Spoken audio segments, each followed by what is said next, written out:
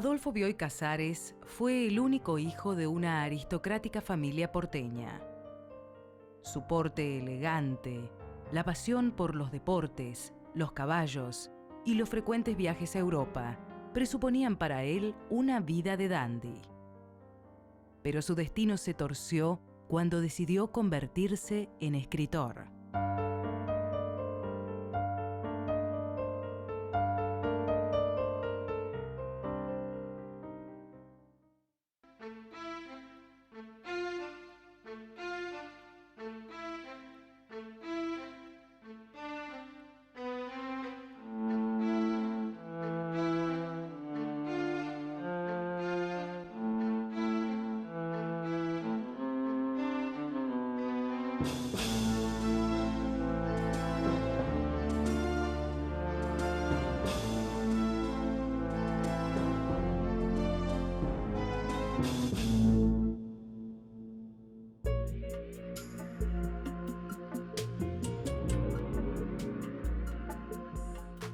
Considerado por Jorge Luis Borges como uno de los mayores escritores argentinos de ficción, Bioy Casares es autor de una vasta obra en donde la fantasía y la realidad se superponen con una armonía magistral.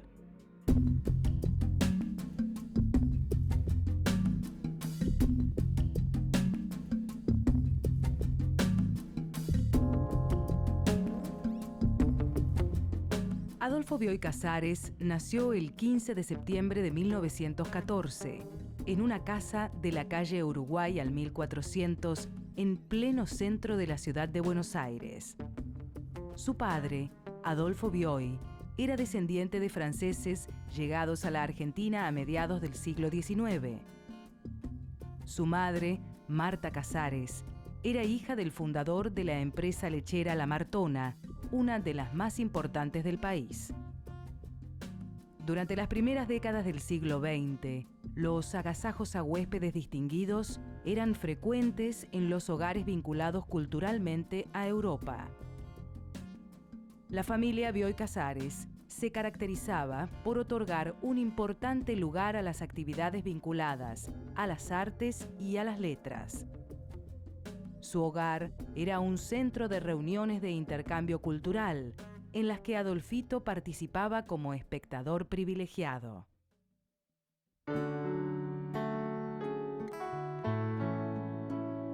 Tuvo un padre muy culto, porque el doctor Bioy era un hombre que para dormir a su hijo a la noche, en vez de ir a contarle el cuentito de la Cenicienta o de Caperucita y el Lobo, le recitaba los versos del Fausto criollo de Estanislao Campo.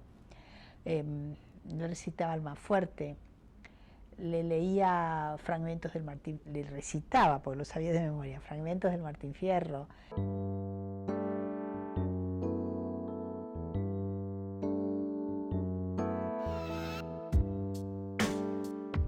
No era muy frecuente en los niños de su edad el acceso a este tipo de lecturas, consideradas como libros para adultos.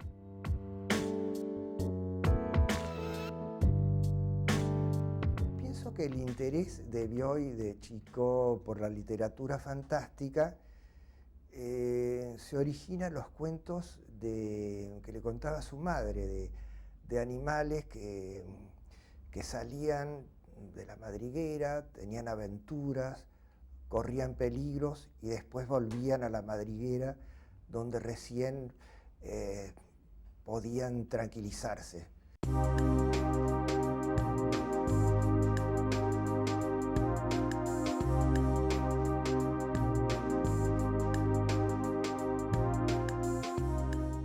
Los Bioy Casares pasaban largas temporadas de verano en sus estancias de la provincia de Buenos Aires. Alternaban entre el campo paterno, llamado el Rincón Viejo, con el de la abuela materna, San Martín. La administración de haciendas ubicadas en el rico territorio bonaerense era muy frecuente entre las familias acaudaladas. La zona mantenía una fluida comunicación ferroviaria con la capital, al servicio de los dueños de los cascos. Esto permitía que las mujeres y los niños permanecieran instalados durante varios meses, mientras los jefes de familia se desplazaban diariamente hasta la capital.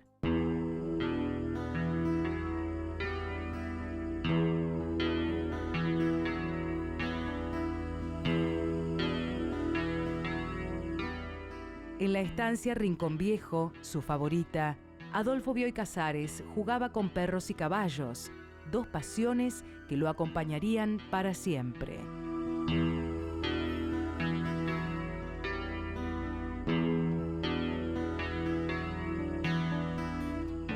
Allí también conoció las costumbres de los peones de campo, que le producían una especial atracción. Bioy se sentía destinado a convertirse en un gran jugador de fútbol, rugby, tenis o boxeo, deportes que practicaba como tantos otros chicos de su posición social. Una niñera lo llevaba por las tardes hasta alguno de los clubes que frecuentaba la aristocracia porteña. Durante estos primeros años, imaginaba para él una vida consagrada a la actividad física.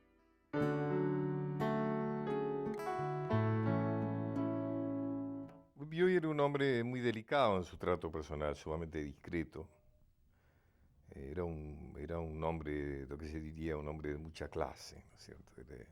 Tenía las pautas bien asumidas de una clase social donde las emociones se disimulan, donde la ironía es un elemento fundamental, donde la inteligencia y el ingenio se valoran, ¿no es cierto? Él era un hombre que sin duda respondía a esa...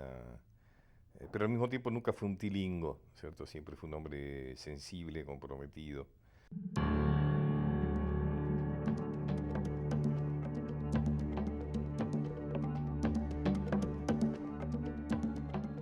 Cuando Bioy Casares cumplió 10 años, el portero de la familia consideró que debía abandonar los juguetes y conocer mujeres. Para incentivarlo, lo llevó a un teatro de revistas a escondidas de su madre. El niño quedó encandilado frente a las artistas semidesnudas en escena.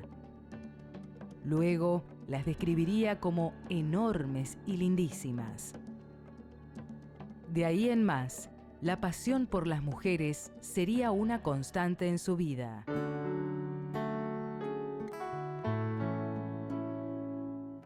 Bioy Casares con las mujeres se sentía muy cómoda, eran las amigas, las confidentes. Bioy tenía pocos amigos hombres, y menos entre los escritores. Los amigos del escritores eran Borges y Manuel Peirú. Él, por ejemplo, solía decir que su aspiración en la vida hubiera sido ser campeón de tenis, campeón mundial de tenis, decía él. Era un hombre, un deportista, era un hombre que sabía seducir con su aspecto físico. Lo que pasa es que pienso que su talento fue superior a eso, ¿no es cierto? O sea que eso no llegó a oscurecer su verdadero talento literario, que fue muy grande. Lo eligieron 2 veces el hombre más elegante de la Argentina. Entonces, digo, así como es de elegante, así es de conquistador, porque conquistaba hasta sin querer, porque todas se le rendían. Entonces yo ya empecé a darme cuenta, porque cuando íbamos a Mar del Plata, lo rondaban todas.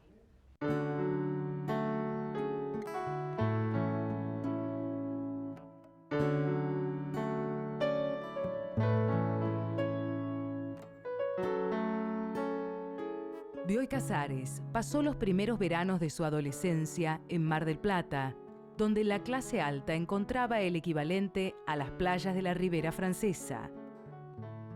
La ciudad se volvió uno de sus lugares preferidos. Allí regresó, de adulto, en varias oportunidades, a pasar largas temporadas estivales.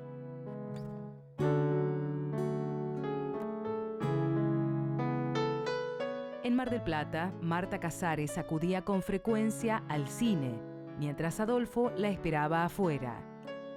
Ella temía que, sentado en la oscuridad de la sala, su hijo se convirtiera en un joven sedentario.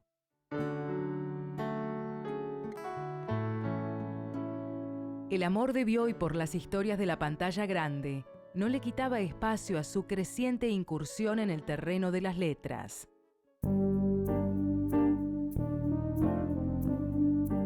En este sentido, el padre ejerció una gran influencia.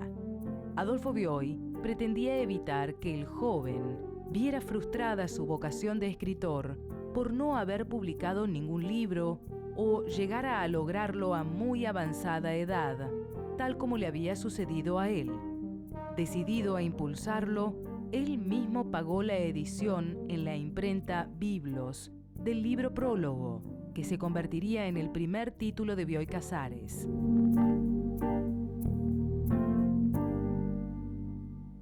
Los primeros escritos él los considera, muy malos, no quiso que se volvieran a publicar. Fueron algo así como la academia, de lo que viene a ser la academia para un pintor, ¿no?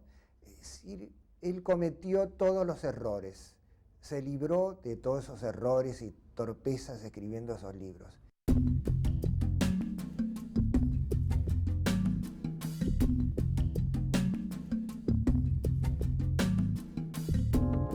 La vocación literaria de Bioy Casares se afianzaba y dedicaba cada vez más tiempo a la lectura y a la escritura.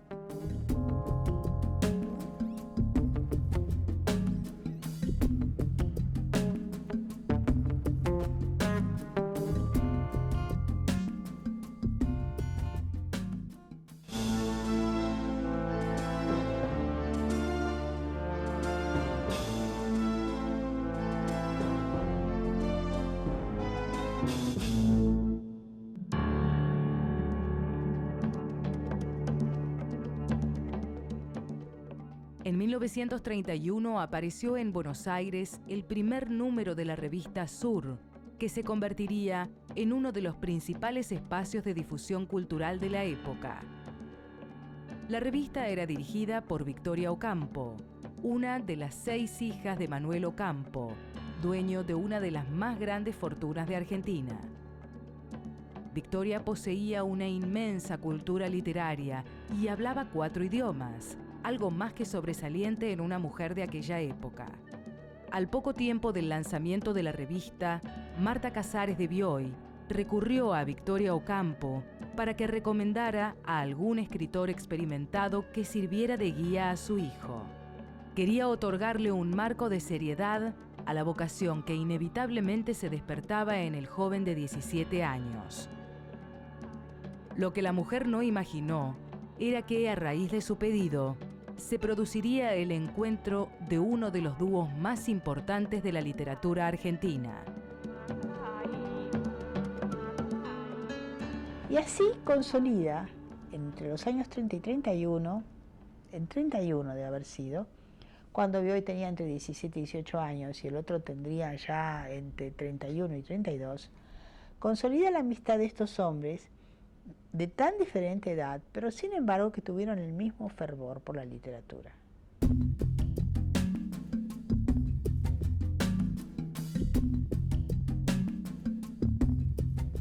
La amistad con Borges fue un regalo de la suerte.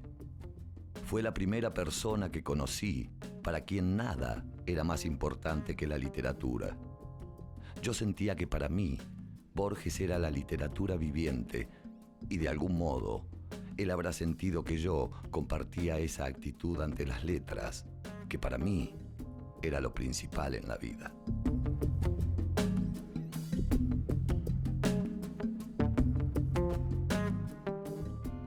Sus apasionadas conversaciones, que podían durar tardes y noches enteras, giraban en torno a diversos temas y autores de la literatura mundial.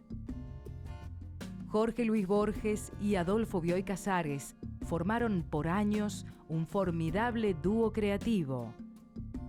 Juntos escribieron una larga serie de títulos que forman parte de la historia de las letras argentinas. Mi tío Miguel Casares, que era vicepresidente de La Martona, una lechería que era muy importante acá, que me quería bastante a mí, quería estimularme, y me dijo, bueno, ¿por qué no escribís un folleto sobre el yogur? Sobre los beneficios de tomar el yogur que hacen vivir cientos de años, según los cuentos búlgaros. Y entonces me pagaba 16 pesos por página, lo que era mucho en ese momento. Borges estaba pasando un mal momento económico y le dije, ¿querés que hagamos juntos esto? Nos fuimos al campo y escribimos el folleto y nos aburríamos terriblemente con el folleto y dijimos, qué bueno sería escribir cuentos un día. Bueno, eso vendrá, en fin, porque esto es un tedio espantoso y todo. Bueno, concluimos con eso, pasaron 3 años y un día que lo estaba comiendo en casa de los Borges, le dije, ¿y qué te parece si empezamos a escribir cuentos? Y ahí empezamos.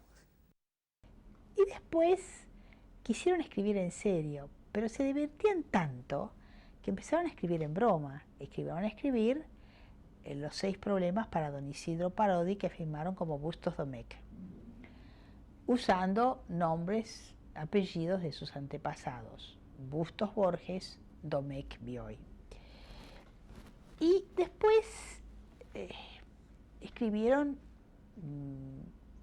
las invenciones de los cuentos de Bustos Domecq, de Suárez Lynch, porque también usaron otro seudónimo, y se divertían mucho.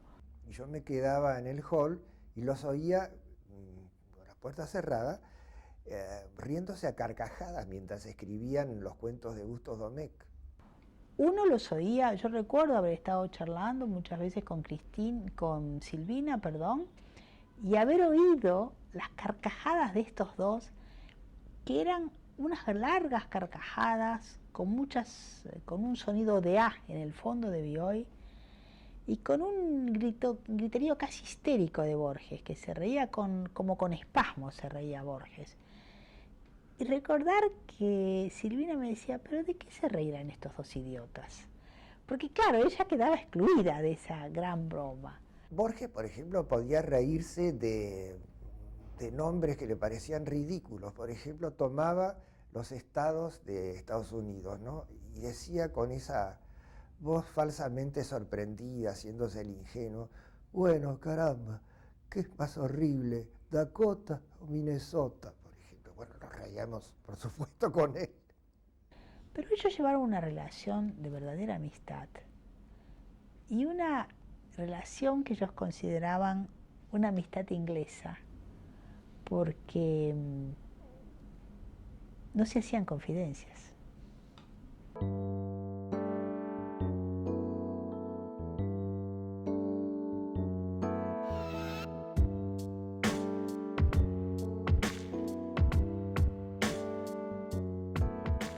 Borges, por su parte, afirmaba: siempre se considera en estos casos que el hombre más viejo es el maestro y el menor su discípulo. Esto pudo ser verdad en un principio, pero varios años después, cuando empezamos a trabajar juntos, Bioy fue realmente el maestro.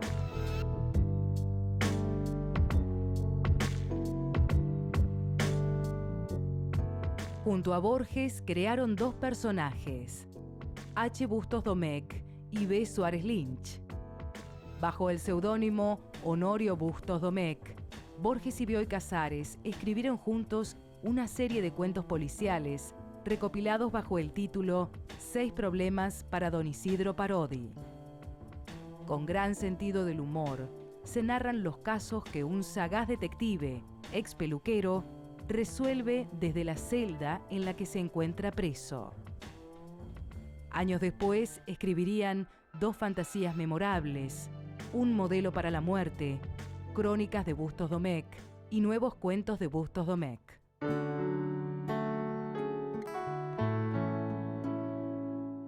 Nosotros queríamos escribir historias policiales con un enigma claro y una resolución clara para el lector.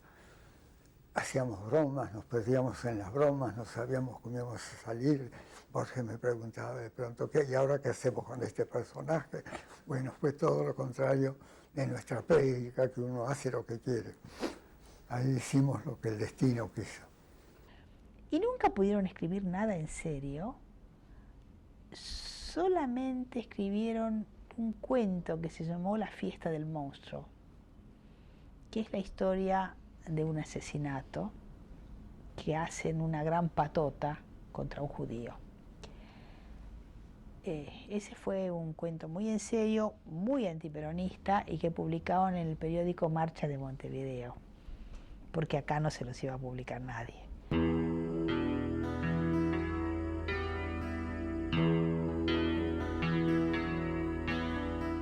En la misma época en que escribía junto a Borges, Bioy Casares estudiaba abogacía en la Universidad de Buenos Aires.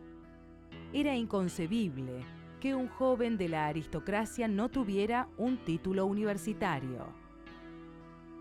Apoyado por Borges, resolvió dejar los estudios universitarios.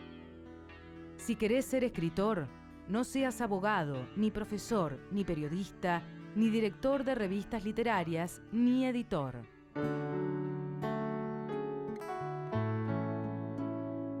Yo tengo la impresión de que mi madre murió pensando que yo lo que quería era ganar o poco menos, ¿no? Ella era muy partidaria del trabajo, de que uno fuera serio, y ser escritor no le parecía serio a ella, aunque ha sido una lectora extraordinaria. Si ustedes pasan por un salón inmenso que tengo ahí, la mitad o más de la mitad de los libros eran de mi madre y de mi padre. Pero de todos modos no veían la literatura como un destino para el hijo de ellos. Y Bioy vivió entregado a la literatura, vivió y escribía todos los días. Escribía todos los días con resultados desparejos, porque algunas novelas son buenas y otras no tanto. Pero lo que Bioy fue un gran cuentista también. Yo creo que Memoria de Paulina es un cuento extraordinario, uno de los grandes cuentos de la literatura latinoamericana y de la literatura fantástica mundial. Casi todos los cuentos de historias de amor, Reverdecer, La aventura de un fauno, Encrucijada, lo mismo en Historias Fantásticas, al cual pertenece esta Memoria de Paulina. Bueno, ni hablar de El perjurio de la nieve, que se hizo una película, El crimen de Oribe, ¿no? El perjurio de la nieve es esa historia en que un hombre se le está muriendo una hija en Navidad y para impedir que se muera repite la Navidad todos los días, como si repetir todos los días el mismo rito pudiera mantener a su hija viva, hasta que un fotógrafo o un periodista, ya no recuerdo, entra furtivamente a la casa e interrumpe el rito y de algún modo mata a la hija.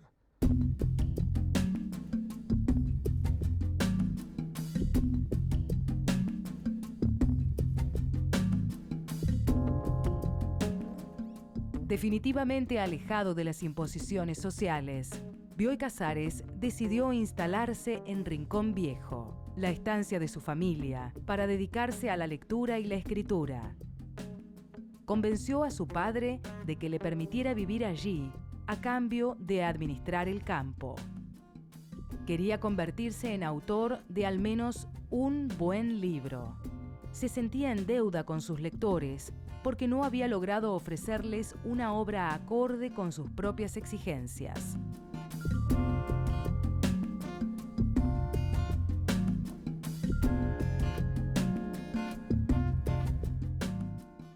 En 1934, Bioy Casares conoció a Silvina Ocampo, mujer con la que compartiría la mayor parte de su vida.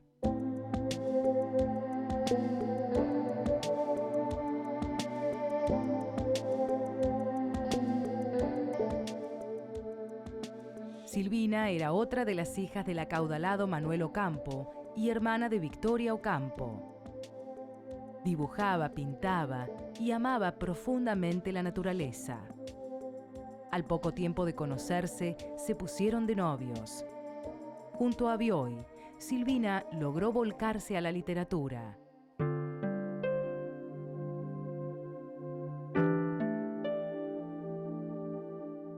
Silvina Ocampo escribiría memorables cuentos y sería considerada una de las escritoras más destacadas de las letras argentinas.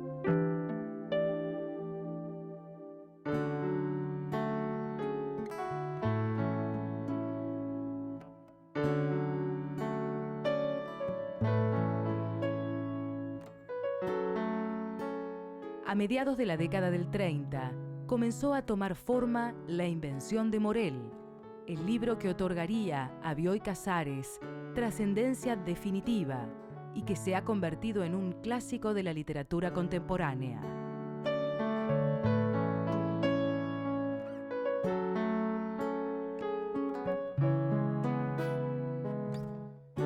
La idea nació probablemente de esa visión 1000 veces reproducida del cuarto de mi madre, que tenía muebles con rositas en madera italiana. Creo que eso me llevó, un día que yo estaba en el corredor de mi casa de campo en Pardo, en el Partido de las Flores, a pensar en la posibilidad de hacer una máquina que para todos los sentidos reprodujera una imagen con la perfección y la nitidez del espejo.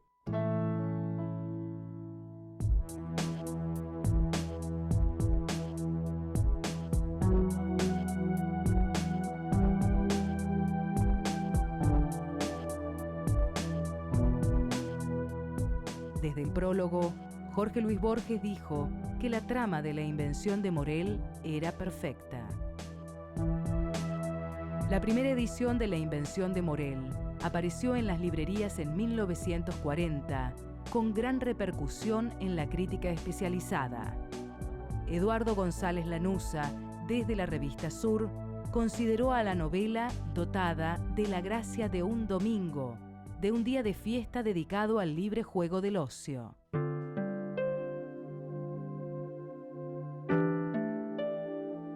En 1940, Adolfo Bioy Casares y Silvina Ocampo se casaron en la ciudad de Las Flores, provincia de Buenos Aires.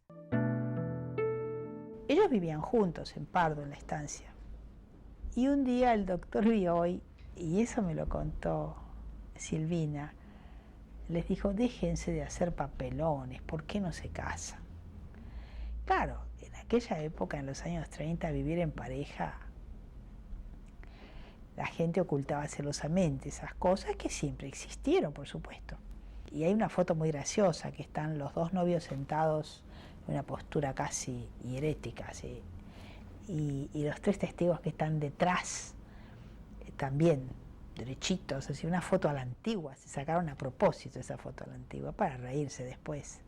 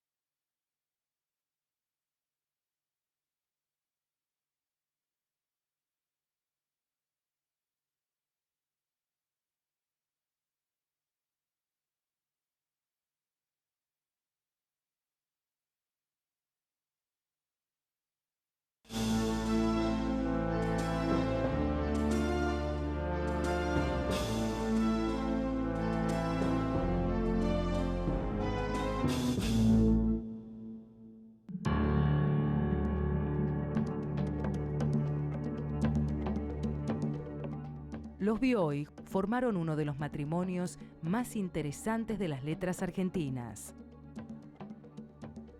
Junto a Borges, realizaron la primera antología de la literatura fantástica, una selección imprescindible para los amantes del género. Fanáticos del tema, armaron la compilación durante una reunión nocturna.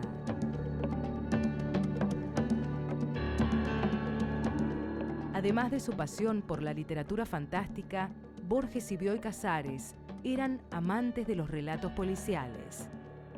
En 1943, compilaron una antología titulada Los mejores cuentos policiales.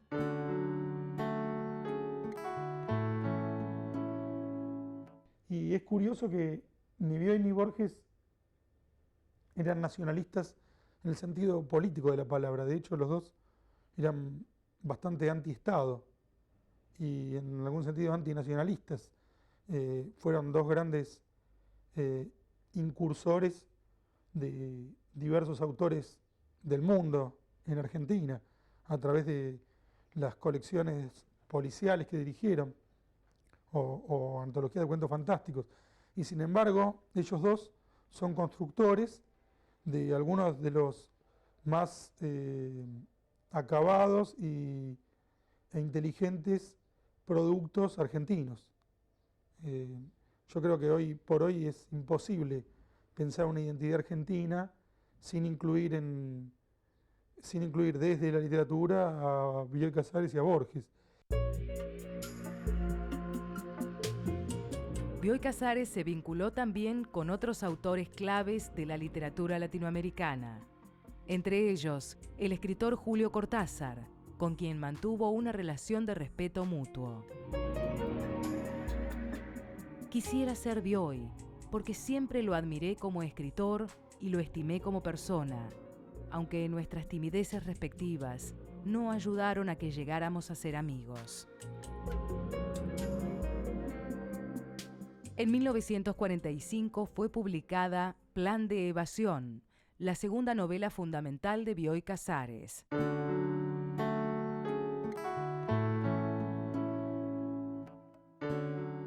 Tras la aparición del libro, el escritor Ernesto Sábato declaró: parecía imposible que Bioy Casares repitiera el milagro de la invención de Morel, y hasta parecía mejor que no escribiese más, viviendo de la renta de ese capital puro y quizás inagotable. No obstante, esta novela es en muchos aspectos superior a la primera. Yo fácilmente me meto en una novela o en cuentos. Me ha gustado muchísimo el teatro y he querido hacer una obra de teatro. He fracasado terriblemente. Me salió una obra de teatro de 150 páginas, una cosa así, un disparate, ¿no? Y cuando he escrito poemas, que habré hecho 5 o 6 poemas a lo largo de esta larga vida mía, sentía que estaba ejerciendo la literatura del modo más intenso. Nada me gustó más que eso. Pero las musas no me ayudaron y no seguí escribiendo poemas, ¿no?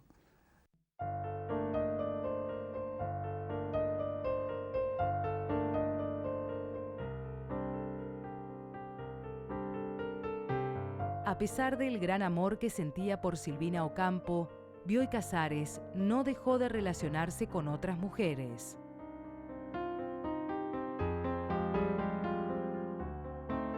Su atractivo físico, el porte elegante y su inusual simpatía contribuían a asegurarle el éxito.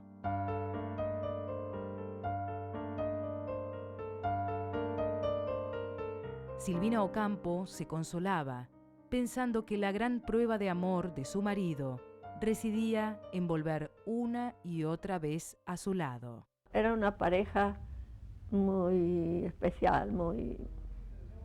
Al principio yo no podía analizar bien cómo era eso, porque cada uno tenía su manera de ser. Silvina no salía nunca y Adolfito se iba al club a la mañana a jugar tenis, a nadar en la pileta del club, y ella en la casa.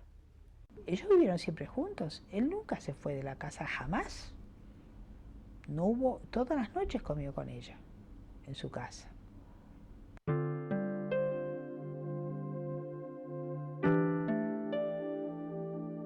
En 1954, a poco de cumplir 15 años de matrimonio con Silvina Ocampo, Bioy Casares tuvo una hija, Marta, con una de sus amantes. Poco tiempo después del nacimiento de la niña, la familia se instaló en la casa de la calle Posadas, 1650, donde pasarían el resto de sus días.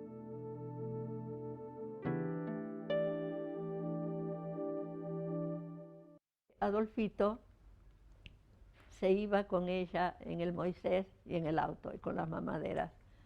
Y todos decíamos, bueno, claro, se la lleva a la madre porque ahí tenía que tomar el pecho. La llevaba y la traía a la tarde. Estaba un tiempito en otra casa. Silvina me contó una historia que después me di cuenta que no era verdad.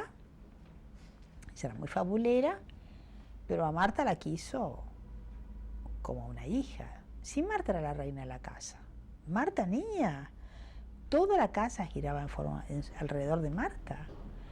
Se almorzaba, se empezaba a vivir a la hora en que Marta se despertaba, nadie la despertaba nunca, se despertaba sola. Era una niñita de 8 o 9 años y desde que nació la casa giró en torno de Marta.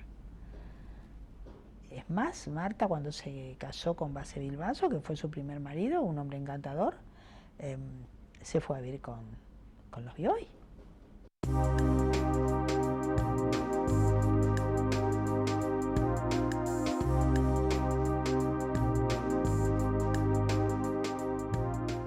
En 1954, Bioy Casares publicó El sueño de los héroes.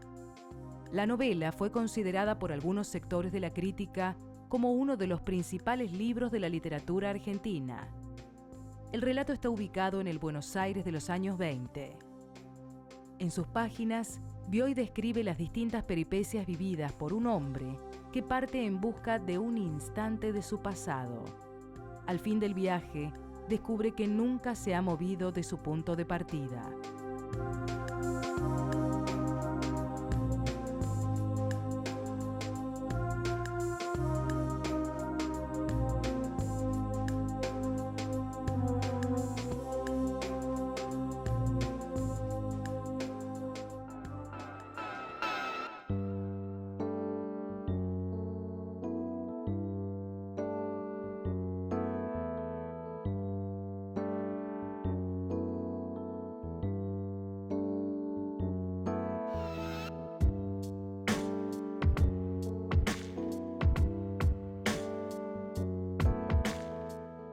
El muchacho se quedó en el zaguán hasta que cesó la lluvia.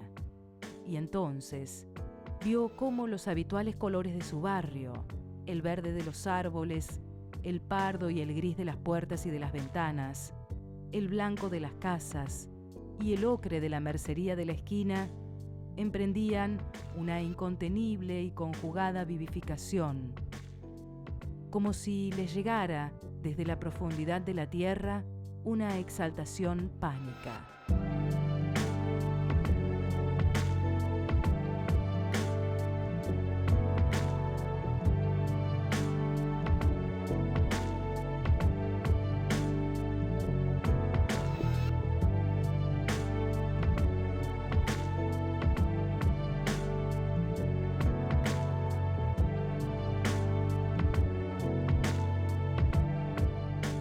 En 1969 publicó la novela Diario de la Guerra del Cerdo, narración de una declarada batalla de jóvenes contra viejos. La trama se desarrolla, una vez más, en un tradicional barrio de Buenos Aires y sería llevada posteriormente al cine por Leopoldo Torre Nilsson. Yo creo que ahí se empieza a construir Bioy en sus novelas ese tono llano, humorístico, dinámico, que utiliza los lugares comunes del habla para construir con eso literatura y convertir el lugar común en diversión, en un ritmo, en una forma de construcción de personajes argentinos.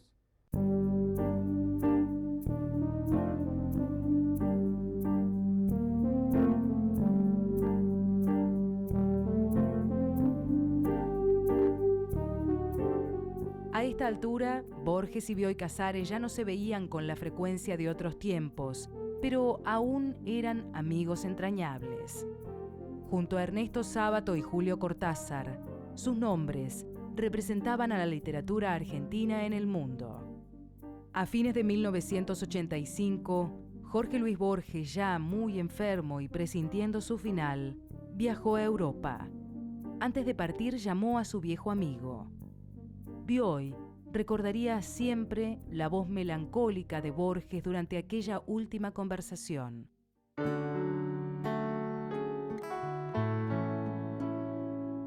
Esa amistad siguió prácticamente hasta el último día en que Borges le dice a Bioy: te llamo para despedirme porque me voy. Y no me quiero ir porque me siento realmente muy mal. Y Bioy le dice, ¿y por qué te vas? Y él le dice, y bueno, porque me llevan.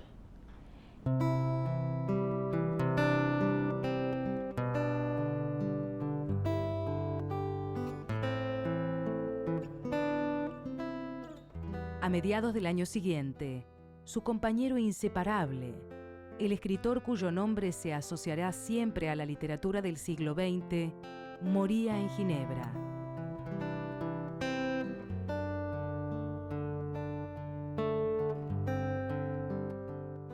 Esa amistad siguió siempre, hasta el final.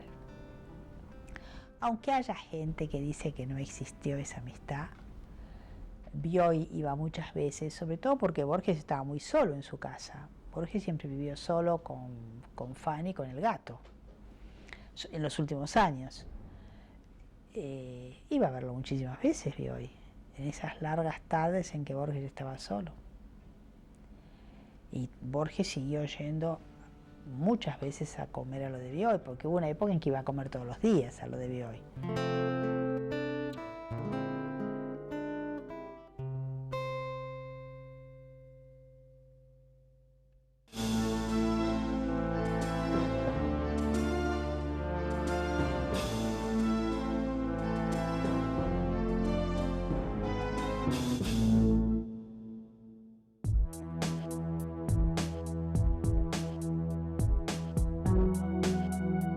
La salud de Bioy Casares comenzaba a deteriorarse.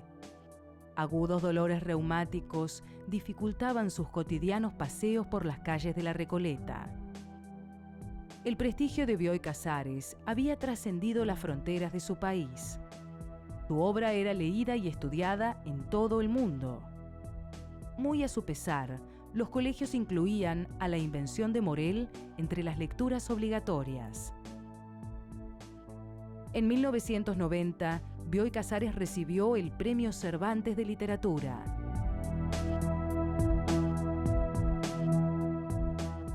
Yo estaba diplomático en España, en Madrid, y se hablaba de Bioy para el Premio Cervantes. Bueno, y me propuse trabajar para que Bioy fuera reconocido en ese sentido. Me pareció importante que Bioy fuera reconocido, creo que se lo merecía, sobre todo un hombre que había transitado muy pocos de los pasillos del prestigio literario, o sea, no era un hombre que se había dedicado a hacer relaciones públicas, ni había hecho lo que hay que hacer, ¿no?, entre comillas, para ganar premios. Y nunca me olvido que Bioy, cuando se despide de mí, un hombre muy sobrio, extraordinariamente cariñoso conmigo y demás, cuando nos despedimos, cuando yo volví a Buenos Aires, me abraza y muy despacito en el oído me dijo gracias.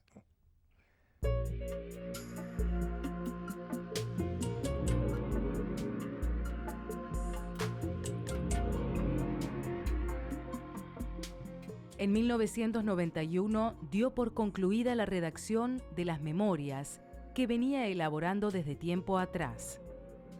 En Barcelona se editó Una muñeca rusa, libro que reúne una serie de cuentos que habían aparecido en periódicos y revistas. También presentó en Madrid su libro Historia prodigiosa y se reeditó La invención y la trama, antología de sus obras.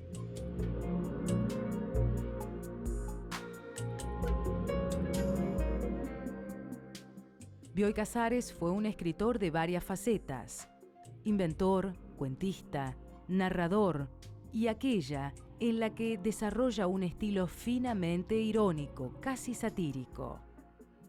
Lo fantástico en él es permanente y se proyecta desde las sólidas bases de un profundo conocimiento filosófico. Su prestigio es internacional y su obra ha sido traducida a varios idiomas.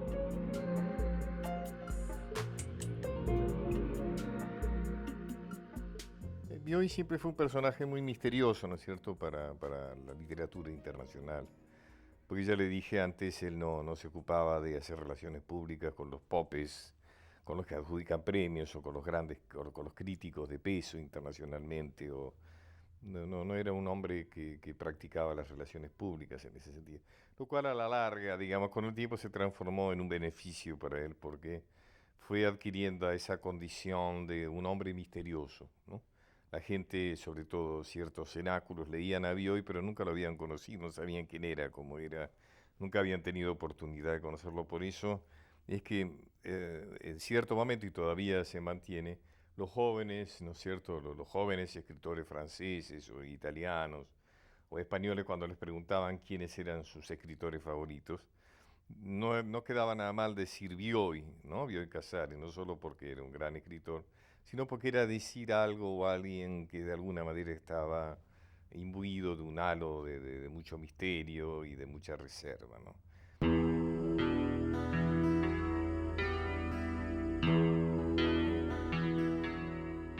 A pesar del reconocimiento y los galardones obtenidos, la vida de Bioy Casares sufriría un trágico cambio. A fines de 1993, Silvina Ocampo fue víctima de un episodio de hipertensión. Bioy Casares, que se encontraba de viaje, regresó a Buenos Aires. Al día siguiente de su llegada, Silvina Ocampo, la mujer que había estado a su lado durante más de 50 años, murió. El 4 de enero de 1994, a 3 semanas de la muerte de Silvina, la desgracia volvió a sacudir la vida de Bioy Casares. Su hija, Marta Bioy, caminaba por el barrio de La Recoleta cuando la sorprendió un choque automovilístico. Uno de los autos subió violentamente a la vereda y la atropelló. Fue trasladada de inmediato al Hospital Fernández, donde murió a las pocas horas.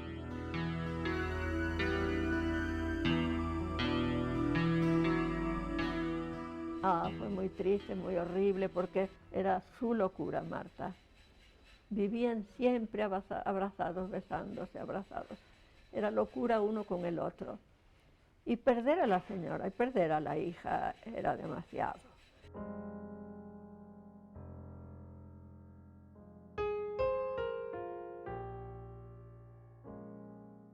Con el fin de buscar algún consuelo, decidió viajar, una costumbre que había mantenido desde su infancia. Durante aquellos años, regresó varias veces a París.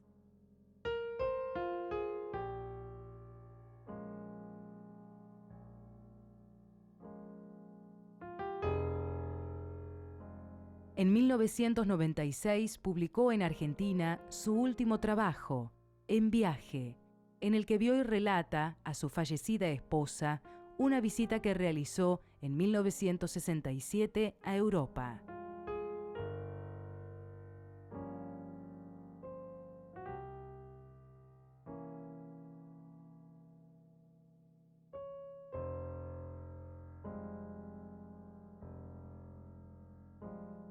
Pero sus problemas de salud se agravaban, ocupando un lugar central en su vida.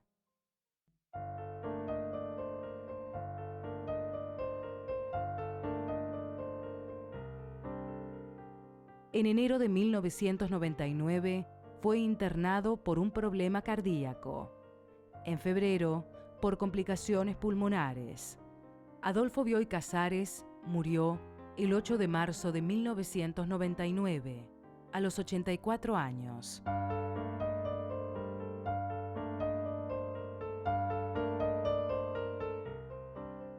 Tuvo 3 internaciones seguidas, pero la última, ya eso fue fatal, estaba tan mal, me miraba así fijo, como diciendo ahora sí que me voy. Se fue el último aristócrata de las letras argentinas. Tituló uno de los principales diarios del país. Un grupo de familiares y amigos despidió en el cementerio de la Chacarita los restos de quien alguna vez había declarado: si yo he sido feliz en la vida, alguna parte habrá que acordar a mi manera de ser. Pero estoy convencido que por lo menos otro tanto debo a la profesión de escribir, a la que tengo por mejor de todas.